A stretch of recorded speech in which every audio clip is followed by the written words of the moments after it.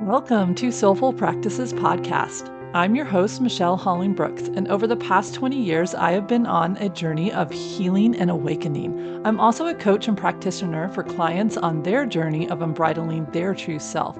The number one question I'm asked is, what meditation or practice will help me reach my goals? While there is no one meditation or secret mantra that will unlock our own awakening, there is a doorway that will lead us there.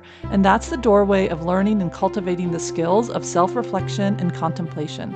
Each episode of this podcast offers you pocket teachings and practices that you can implement right away to help you courageously connect with living your authentic soul-led life. Let's dive into this week's episode.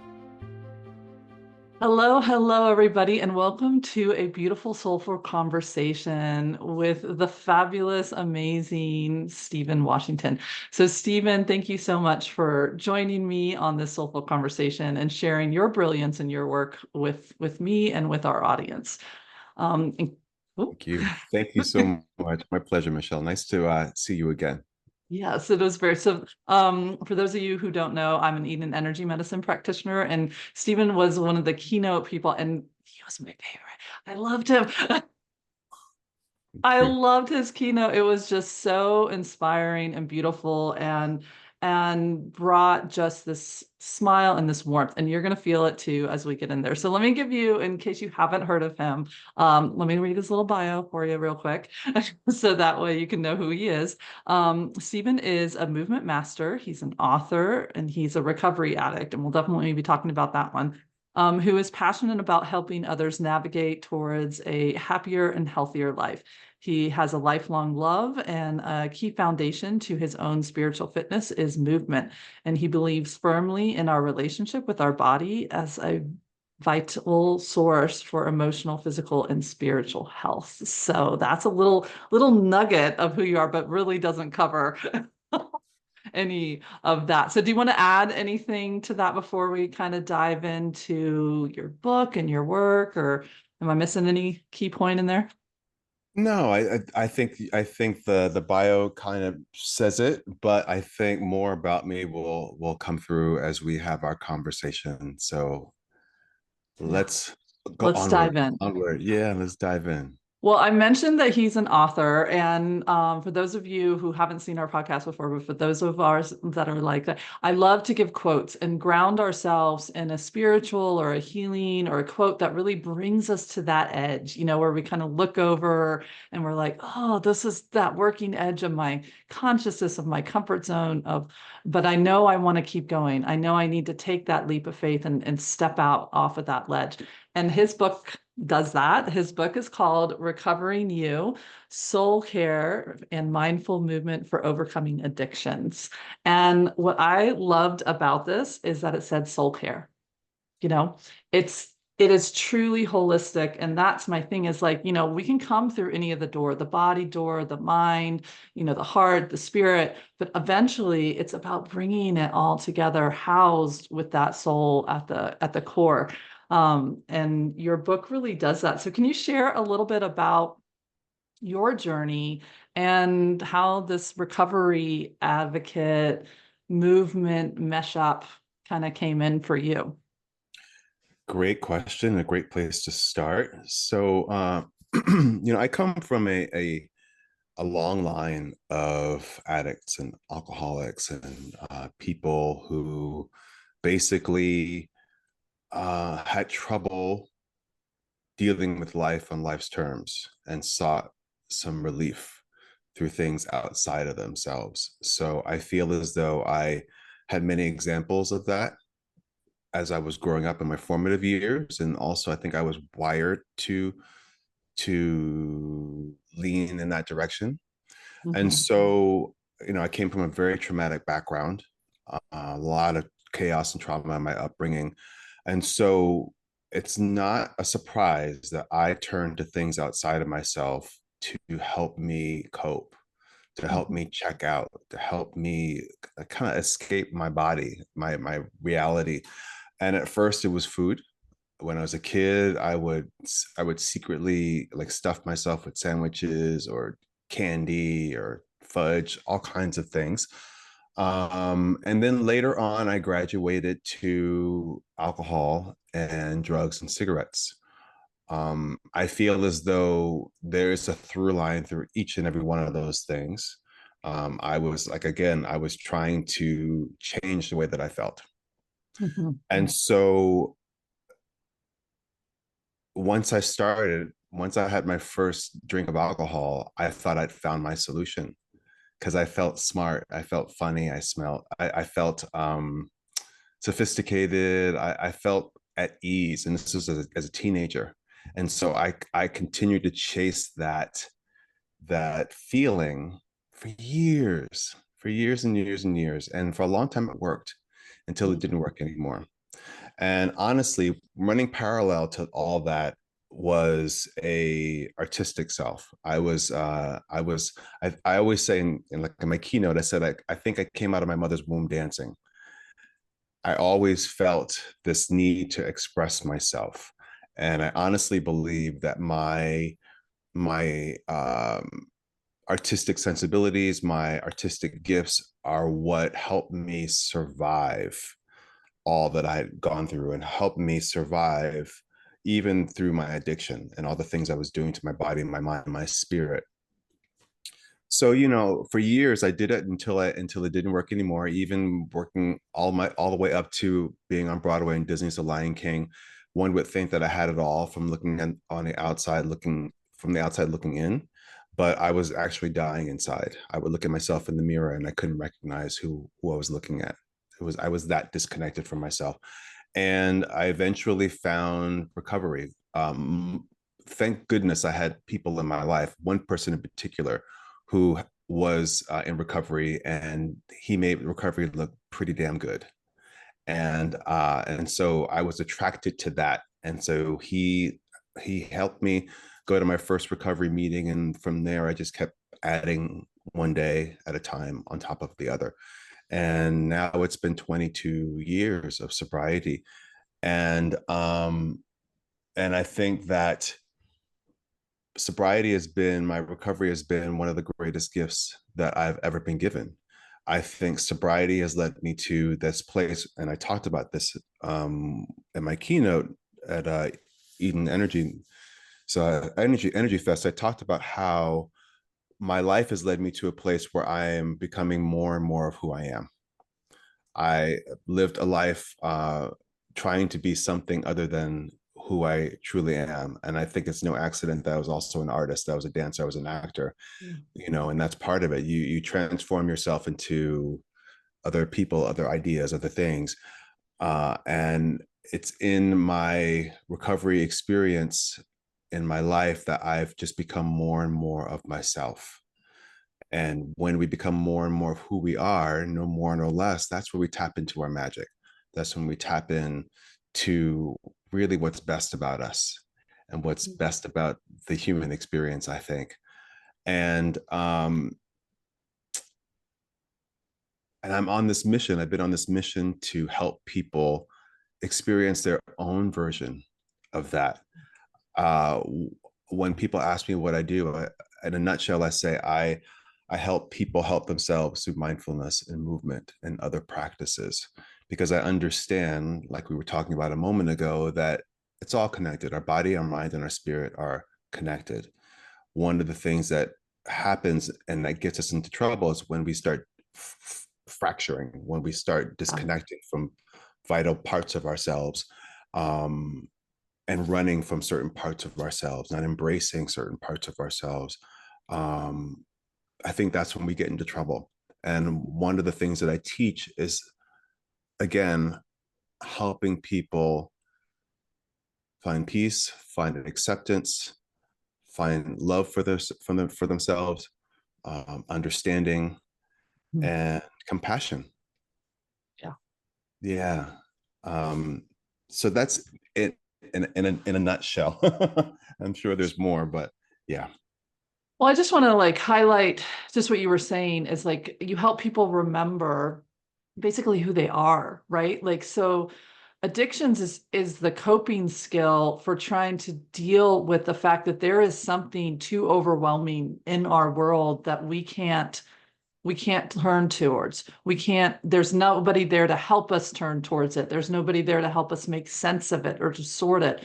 And in that desire to fracture ourselves, that is our body's wisdom of saying, hey, something is here that's a little too big for you, or there's not enough resources, internal or external, for you to go to.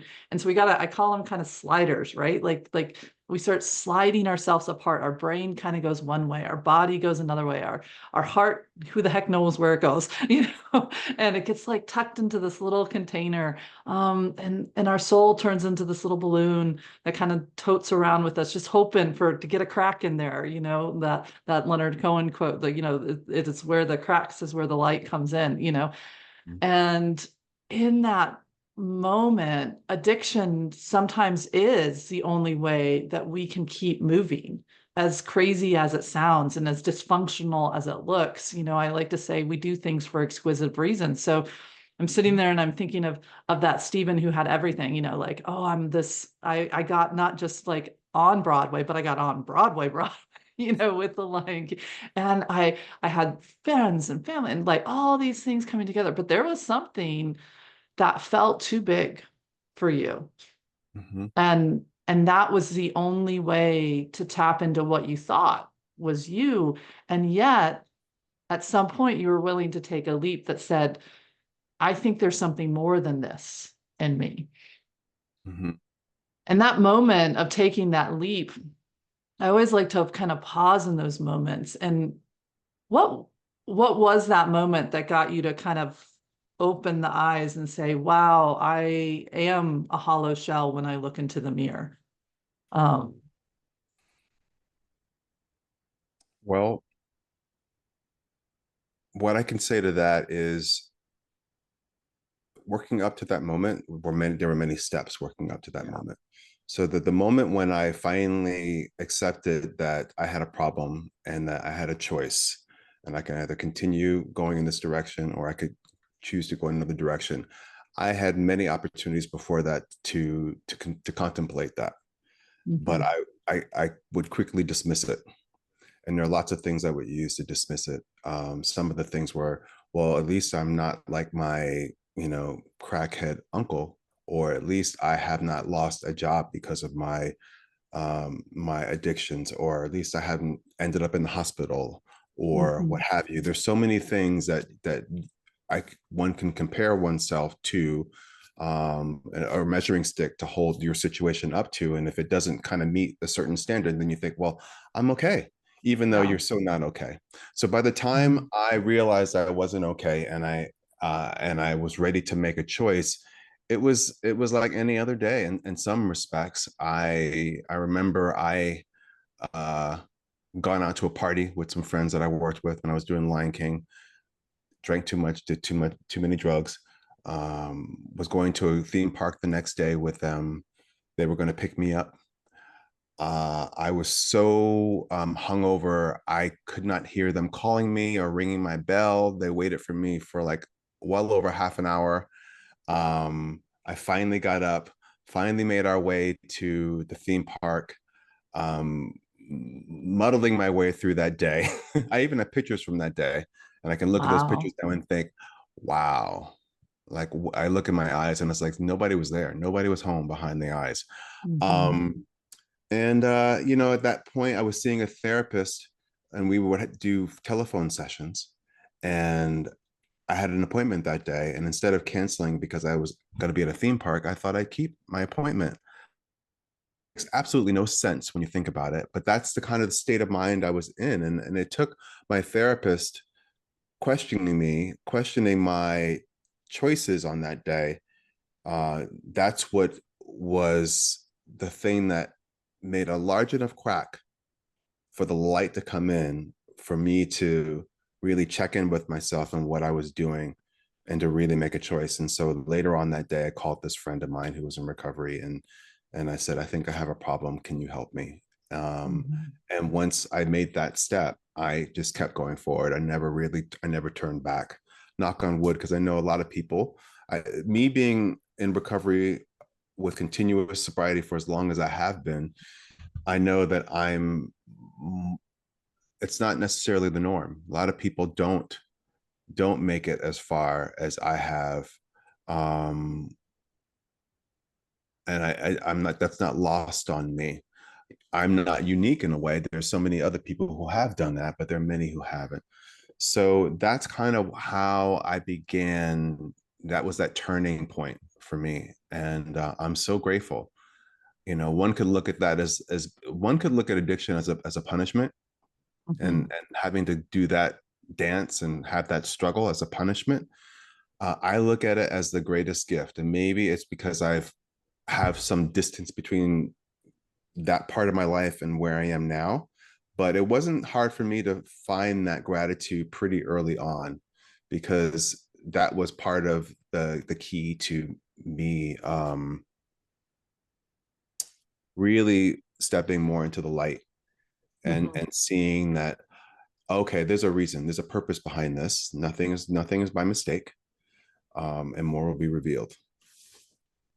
Well, and I think that ability to pivot that hardship, that heartbreak, that quote could be a burden, especially if you see it genetically in your lineage, right? Like this could be something that's there. And one of the things that I like to share with people is like recovery is not just from addictions. Yes, it might put itself in there, but it can be in so many different ways. We have that archetypal pattern of the addict that shows up to slow down something. And when we take that on, though, the hidden gem that's within that archetypal pattern is that incredible empowerment, right? That incredible gift that says, hey, I'm willing to work with truth and what is, and I'm willing to work with reality. And I just don't want to even work with reality. I want to learn how to dance with it, right? I want to learn how to bring the movement that I want into this, and I'm not stuck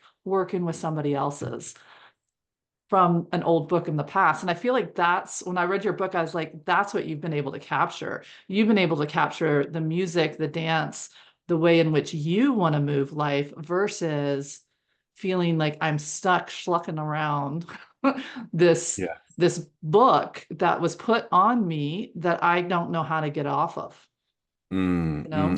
And that work that you're describing, that process, it's never ending. Yeah. It's never ending. For as long as there's breath in my body, I'm going to be doing that work. And more is revealed every single day in my life, in my recovery. More challenges, more strengths, more opportunities, more hope, more doubt, more clarity, just everything. And I'm, even with 22 some odd years of sobriety, I still marvel at the things that I experience that are challenging. I marvel at those moments because it's like, wow, and you didn't drink through that, or you didn't do drugs, or you didn't smoke cigarettes, and you didn't, you didn't eat a piece of cake, or, you made a different choice. You made a different choice. Um, and that's like one of the wins that I have on a regular basis, that I'm internally grateful for. You said something a moment ago that really struck me.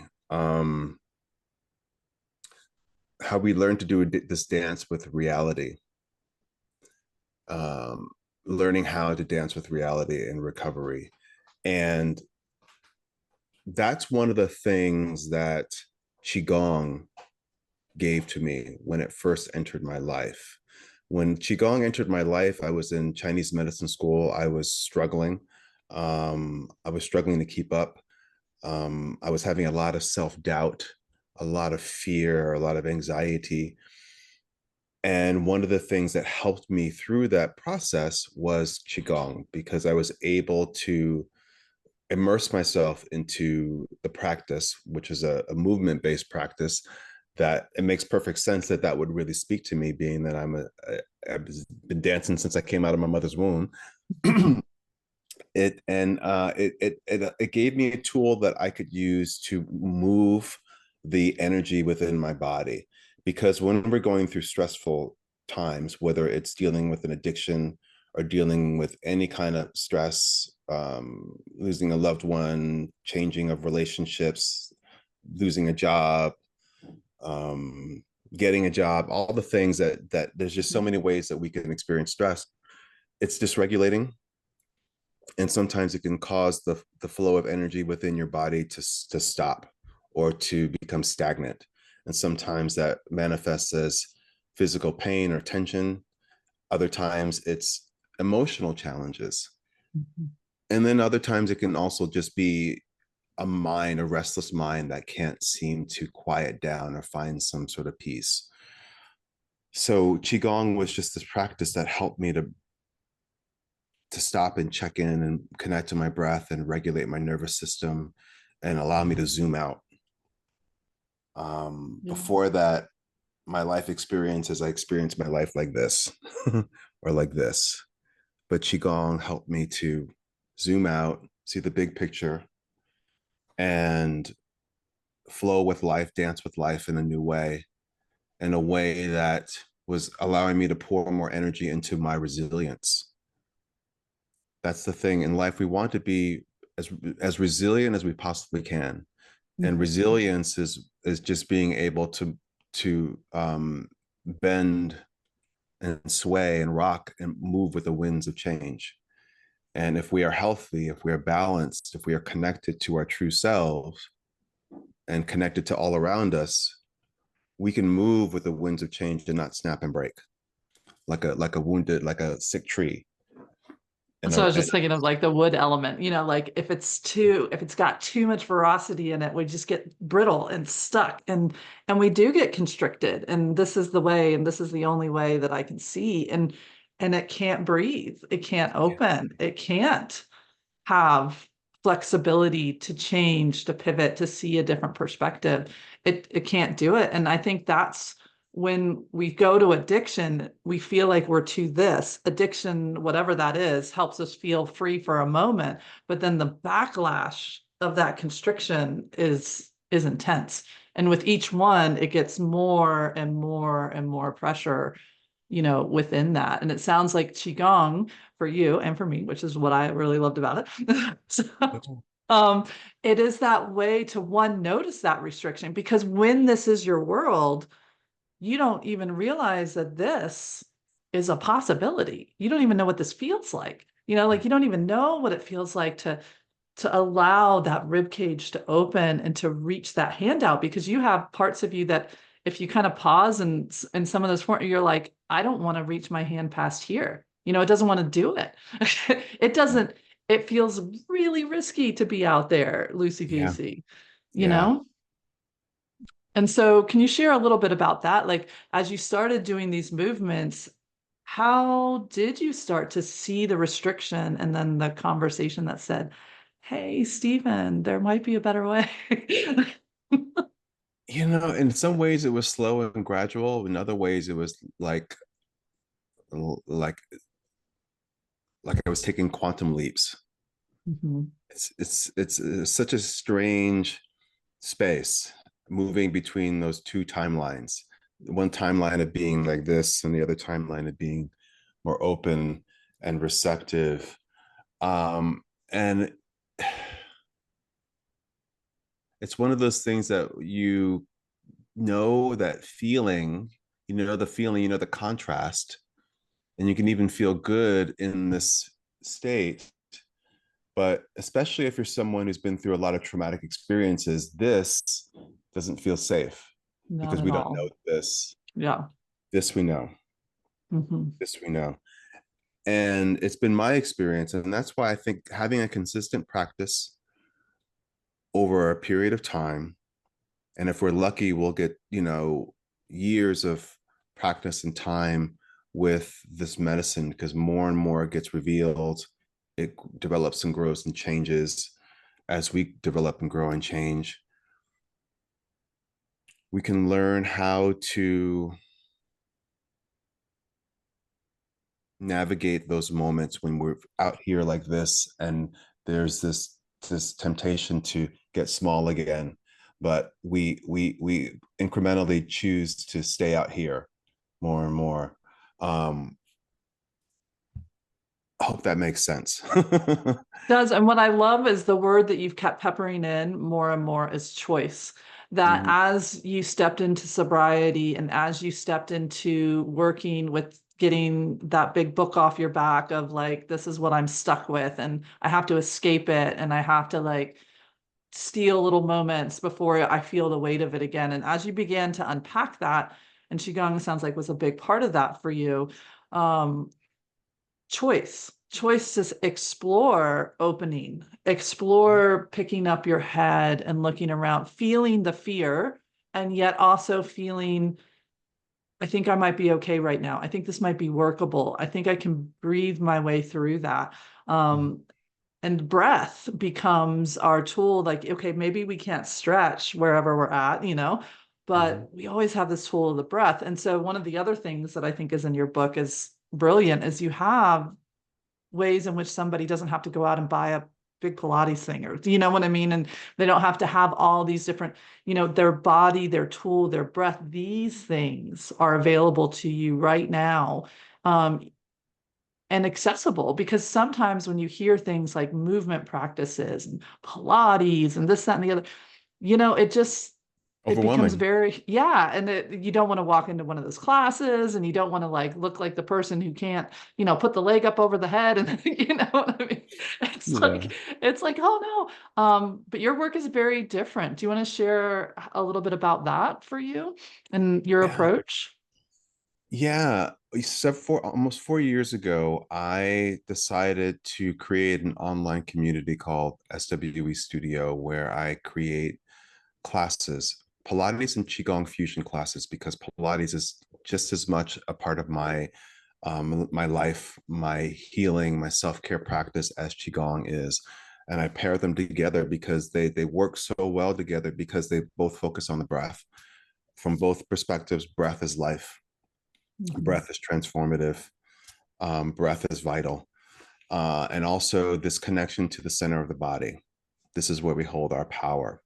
So I brought those two practices together on this platform, and I pepper in laughter medicine and meditation and dance, all the things that are a part of my life.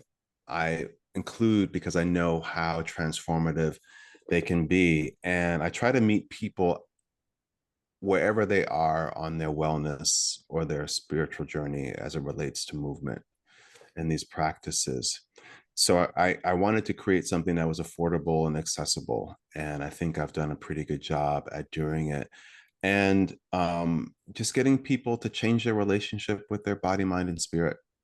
Again, trying to bring those parts of us in alignment, trying to help people to feel safe in their bodies, to feel safe in their personhood, and to really connect to themselves and to give themselves opportunities to check in with themselves. At the heart of my book, at the heart of SWE Studio, is self-care. And we all need self-care. And most of us don't do enough of it. And it's just so important. And when looking at it from a recovery standpoint, people in recovery need it so much. But when you're in the throes of addiction, no matter what it is, self-care is the last thing on your mind. Yeah, you're Uh, just trying to survive. you're just trying to survive. And also, this book, my work, is for people who love people who are dealing with addiction, because it's stressful. Life Mhm. is stressful. That kind of scenario, situation is stressful, and everyone needs support. And what you just described in terms of the breath, and how the breath is something that's always with us. We take countless breaths a day. uh, it's always accessible. It's always accessible. Knock on wood, unless you have a respiratory problem. But a breath is accessible, and it's transformative. We can shift from fight, flight, freeze to a more calm, balanced state of being in our nervous system through the breath. That's one of the greatest gifts that we have, and that's something that I turn to each and every day, each and Mhm. every day, because we can tell a lot about how we're feeling by how we're breathing or not breathing. Yeah, I want to pause right there. I love Yeah. that you just said that, because so often when we start talking about breath work, it's like, oh, we would just want to get in there and we need that big crocodile belly breath and we need the, all these things. And I love what you just said. It's informative. If we even just pause and notice, like I realized I always held my breath. Like I did not actually, and people used to be, I ride horses. And so people used to be like all the way around the show jumping ring and they would yell at me, breathe. And that never thought that was odd to me. Like I was like, why do people have to tell me to breathe? Oh, it's because my body is so traumatized. It doesn't know how to breathe because you Mhm. hold your breath and you get small. And so people would yell breathe and I would breathe as I was going around so I didn't pass out on the show course. Yeah. I was like, and That then would be bad. when I look back on that, I'm like, wow, Michelle, that was a hint that there was something wrong, and addictions were in my world and everything else, and all that stuff. As I started to just notice my breath, it became my great awareness tool, right? Like you said, like, are you breathing? Are you breathing shallow? Are you breathing fast? And then you can ask it, what do you need?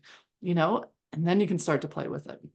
Yeah, so share a little bit about Absolutely. your breath journey, because I'd always love to hear, especially dancers who you guys are trained how to work with you. Yeah, but when for me as a professional dancer in those days, I didn't think about breath. I just Mhm, breathe, I didn't know half as much of what I know now about the breath and how much of a tool it is and how much information that we can get from it and how um one of the things that's helped me so much in the last couple of years as I've navigated um, managing anxiety and depression is how much how important it is to expand my window of tolerance. So your window of tolerance is the space within yourself that if it's really small, any kind of stressful situation can push you to the outer edges of your window of tolerance, and then you become very, very dysregulated. But imagine if you can expand your window of tolerance, how much more you're able to, how much more resilient you are. mhm, And breath work has absolutely been key in helping me to expand my window of tolerance. My qigong practice as well, and many other things. I always tell people that it's important to gather as many tools as you possibly can, and to put them into your toolbox, because you never know what you're going to use or what you're going to need, and what helped you yesterday might not help you in the same way a month from now, a year from mhm. now. So that's important. But my journey with breath has been remarkable because I have this sensitivity now and this awareness of when I'm feeling stressed, how my breath can become short and shallow and choppy. Mhm. Um, I have this awareness of when it becomes short, shallow, and choppy. I can somatically, I can feel how maybe my belly gets tight. So then I can take that awareness and make a choice. I can make a choice by just acknowledging, oh, this is happening. This situation, this moment is triggering this response. Okay, take some deep breaths and just stay with it, because I can tell myself to take some deep breaths, but my body, it's not going to immediately go with me with that thought. I have to slowly ease my way into it, coax my way into it, and I can feel how that it changes my body, but I can also feel how it changes my mind, and that is freedom. It takes you from that restricted, there is no option, to like, maybe there's an option. Yes, Maybe you're getting out of that restricted backside of the system and coming back to center, and allowing absolutely. yourself to pick your head up, literally, and Yeah, and yeah. and metaphor, and say, like, what is here? What do I want to do? And I love that it's like a healthy, what do they call them, glimmers or now or something like that. They don't like to use Mm. the word trigger with it, but whatever that is, Yeah. is like, it's like, it's a healthy sign to you if you feel that restriction and some part of you can kind of tap you on the shoulder, and it's a cue to check in. It's a cue to say, hey, what's happening right now? Some part of me, and just even being able to resource yourself that way, to me, that's the key to happiness. If we feel that we can resource ourselves, even in the midst of a storm, There's nothing we wow. can't do. Yeah. Yeah. Yeah. It's, It's like we're limitless. It's so important. So important. Yeah.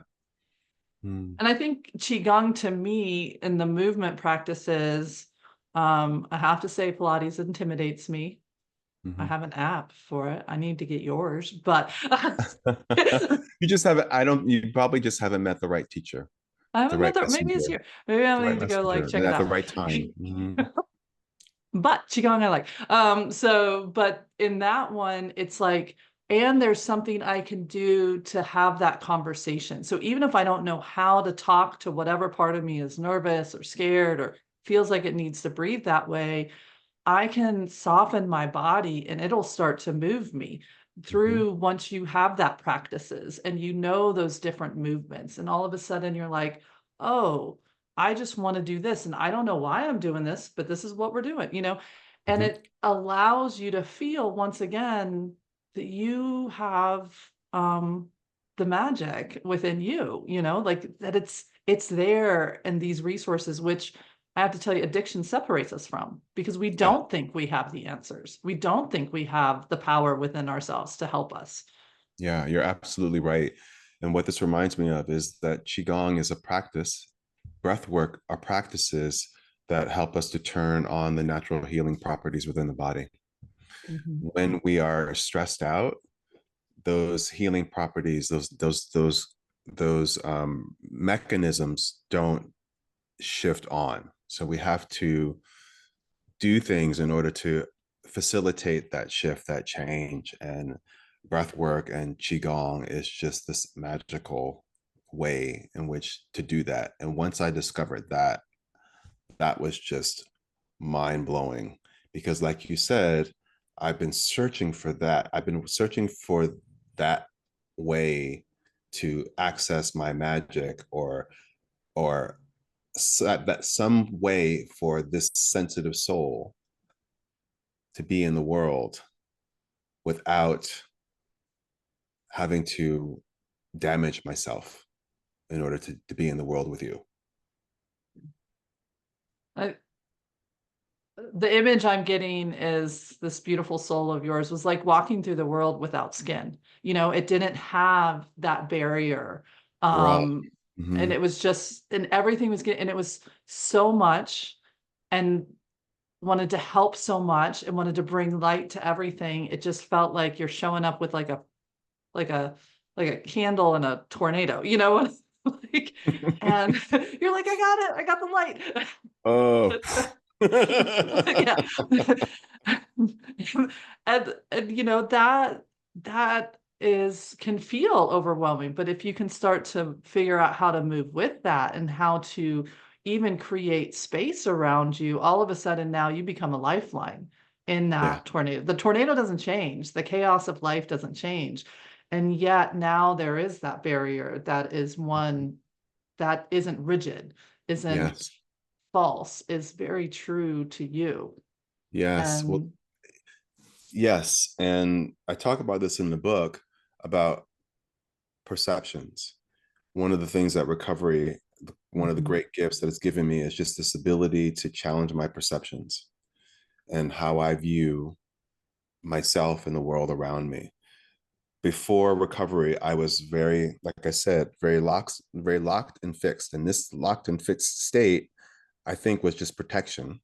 mhm, But it comes a point when those things that we use for protection don't work anymore. So we are invited to expand beyond that and shift our perceptions and our perspective on things, which that's when we can do that, it's so liberating. yeah, It's so liberating to just change your mind about certain things, or just say to yourself, admit to yourself, well, you know, I don't have all the answers.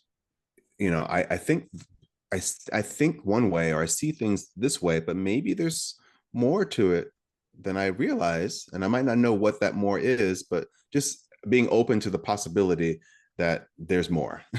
Mhm. So, I Yeah, mean, that's great.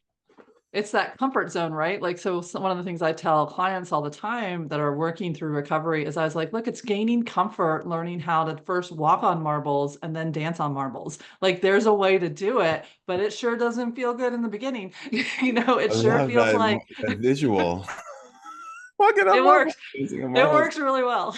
Because if you can do that, you can do anything. You could do anything. And that's why it's like, and Yeah. then you're not going to just be able to like walk on marbles with these tentative sense. You're going to be like skating on them. You'll be like, hey, what's up? Yes, yes. Love it. I love it. And getting there. Well, I want to, like, that's a real image, right? All of a sudden you're Yeah. like, that's what I've been doing. So you've been learning how to walk on some marbles from a very early end. And very early on, you probably felt like you could not walk on marbles. But now Yes, yes, yes, yes. you're like, I got this. As you like, Yeah. woo, into the Yeah. room, you know? Brilliant. Brilliant. It's so I want to be cognizant of your time, and I know we're coming in, and I want to leave time for a practice because we've been talking about the breath and we've been talking about movement as a way to connect in and have a conversation with yourself. And you teach that too. What I also loved about your book, I just want to give it one more plug, is I love the deep discovery question things. I love that you invite the mind in and Mhm. in a way that also has some containers, some little bumpers on it, Yeah. and invite it to share, like, what are its musings? What are the things that Mhm. it feels like it's too scary to walk on, and there's nothing that's gonna hold it up. And Yes. then you bring in the practice that then starts that conversation and lets it begin to feel like there is more choice in there. There is more movement in there. And it's so brilliantly done. Your book feels really held. I'm all about the sacred witness and being whole and feel like we're being held in a container that it's safe to be raw and open with ourselves and not hands on hips and why did I do that? It's Mhm. like, no, we're gonna take our shoes off on sacred ground, which is us. And your book does that. And I just really want to honor that and thank you for your vulnerability of willing to come into this book in the way that you did, because it really does help do that for other people. Thank you. Well, once I first entered my life in recovery, I quickly learned that we help ourselves by helping other people, and we help one another by sharing our experience, strength, and hope.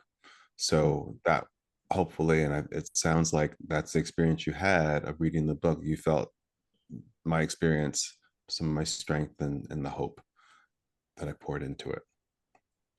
Yeah, so would you like to share either a practice from this book or a little bit of excerpt from it? What would you like to do? Where Yeah. would you like to go from here in this lovely? Let me. I'll read I'll read a couple, like a couple of paragraphs from the Okay. book, and then I'll take us into a practice. So this is from the self-care section of the book, and it's all about breathing. So breathing with awareness also allows us to be present for the moment we are living in. So often we are living either in the past or in the future. Also, the brain is hardwired to focus on the negative. The defense mechanism is designed to keep us safe from harm, but it can be counterproductive and self-destructive in everyday life. This mechanism can lead us to focus on the past with regret. So we spend our time and energy wishing that we could have said or done something differently, or that we could have avoided parts of yesterday. And it can cause us to anticipate the future with fear rather than hope and excitement. Fear that we won't get what we want, or that we'll lose what we have, or that whatever we're hiding will be found out. We are powerless in the past and the future, but we are powerful in the present. The here and now holds great potential, and deep breathing is the doorway to this potential. So, having said that, I want to invite you all to, whether you're seated or standing, just to feel your feet on the floor.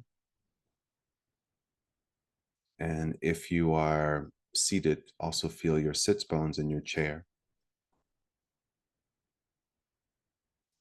And allow your spine to lengthen. Allow your shoulders to draw back and down and open your heart.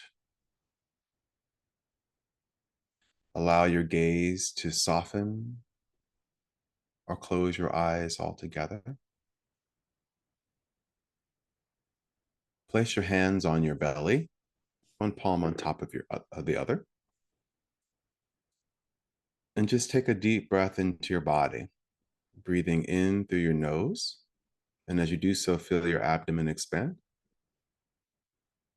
And then breathe out through your nose and allow your abdomen to soften.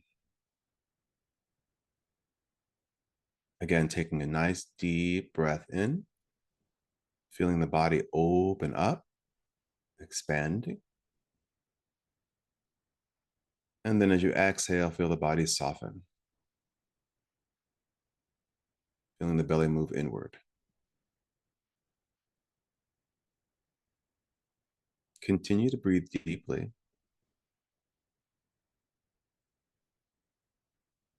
And I invite you to add a little rhythm to this breath. Breathing in for 4 counts. Breathe in 1, 2, 3, 4, and then exhale out 1, 2, 3, 4. Again, breathing in 1, 2, 3, 4. Exhale 1, 2, 3, 4. And now continue on your own, witnessing your breath.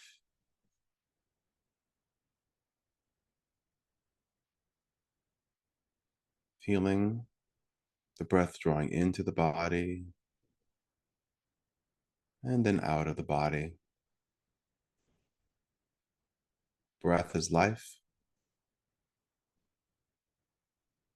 You can go a while without eating or drinking, but we can't go very long without breathing.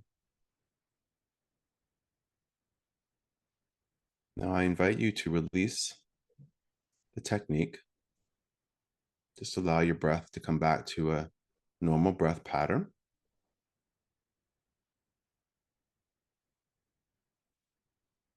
And I invite you to wiggle your fingers and your toes, bring a little movement back to your body, and gently open your eyes. The breath is quite transformative, correct? Yes. I was like, where's the button? I gotta come back in to like to being back in like host mode. I was like, I was in a very nice little meadow. I had my horses around me. It was a beautiful spot.